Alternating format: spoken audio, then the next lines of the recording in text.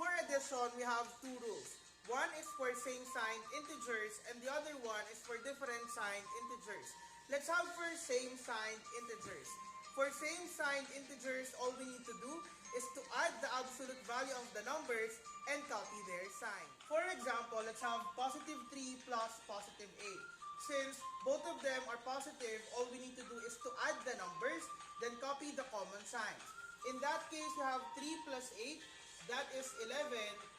And since both of them are positive, just copy the positive sign. For our next example, let's have negative 7 plus negative 5. Again, all we need to do is to add the numbers and then copy their common signs. In this case, we have 7 plus 5. That will be equal to 12. And their common sign is negative. Therefore, our answer is negative 12. Let's now have the addition of different signed integers. For integers with different signs, all we need to do is to subtract the number and copy the sign of the larger number. So for example, we have negative 3 plus positive 8. Since they have different signs, we are going to subtract 8 and 3. So you will come up with 5. And since 8 is larger and its sign is positive, you're just going to copy its sign. So our answer is positive 5.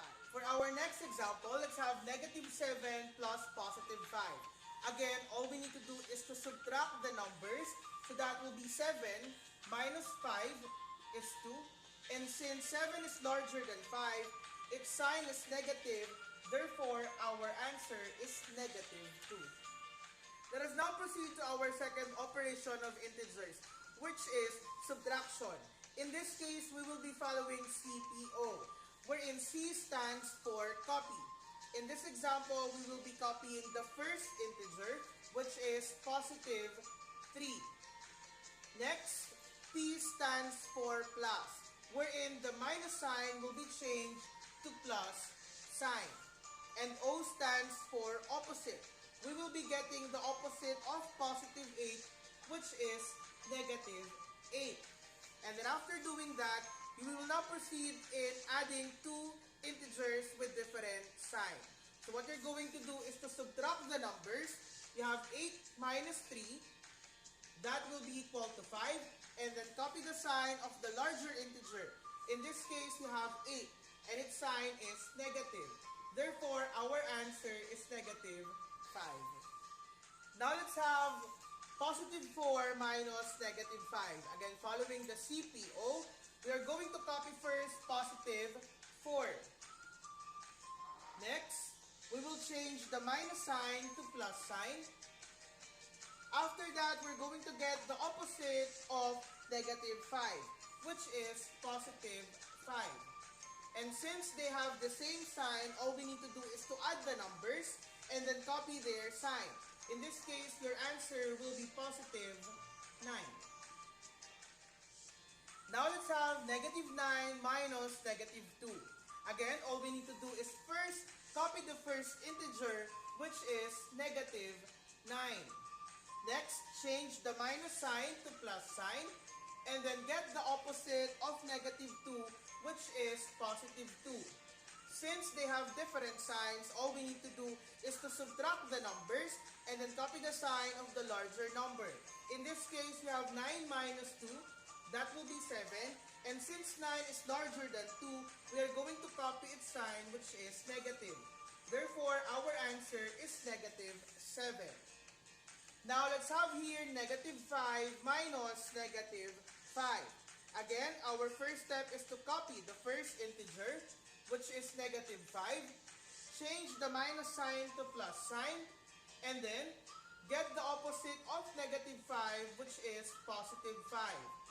They have different signs, so all we need to do is to subtract the number and then copy the sign of the larger number. In this case, 5 minus 5 will be equal to 0. And since they are just equal, both of them are just 5, and 0 is neither positive nor negative, your answer will still be 0. The next operations are multiplying and dividing integers. In this case, we will be having the same rule as we multiply and divide integers. For example, you have positive 5 times positive 3. In this case, if we're going to multiply two positives, the answer will also be positive.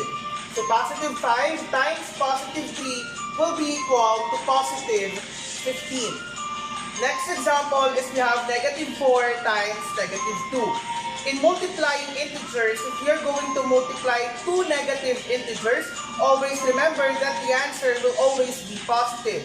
In this case, negative 4 times negative 2 will be equal to positive 8. Now let us proceed to our third example. In this case, we will be multiplying one negative and one positive. Multiplying two integers with different signs, the answer will always be negative.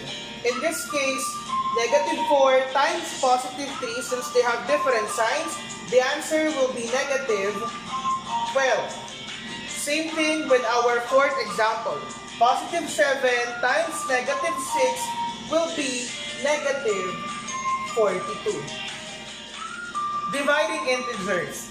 In this case, we have the same rule in dividing integers and multiplying integers. For example, you have our positive 8 divided by positive 4. If we are going to divide two positive integers, the answer will still be positive. That's why positive 8 divided by positive 4 will be positive 2. Next, we have negative 20 divided by negative 5. In this case, if we are going to divide two negative integers, the answer will always be positive. Negative 20 divided by negative 5 will be equal to positive 4. And that is the same with our third example. Negative 18 divided by negative 6. Negative divided by negative is always positive. That's why our answer for number 3 example will be positive 3. Next, if we are going to divide two integers with different signs, you will be having a negative answer. So in this case, if you have positive 45 divided by negative 9, since they have different signs, your answer will be negative. And 45 divided by 9 is 5. Next, we have negative 48 divided by positive 8. Again, if you're going to divide two integers with different signs, the answer will always be negative. So negative 48 divided by positive 8 will be negative 6.